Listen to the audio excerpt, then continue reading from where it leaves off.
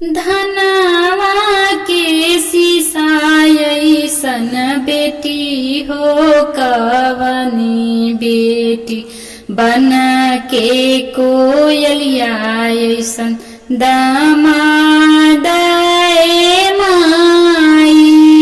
धनवा के सिसायसन बेटी हो कवन बेटी बन के कोयलिया ऐसन दामाद माई। से भला नाही होता कवन पापा खोजी दिहला करिया दामाद माई। से भला नाही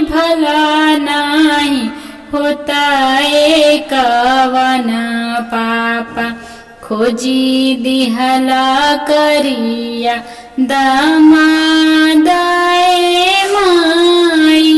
से चुपा हो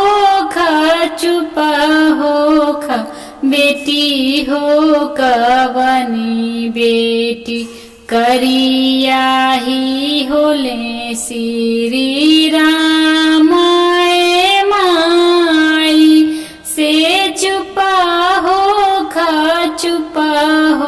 खा बेटी हो कवनी बेटी करिया ही होले श्री राम।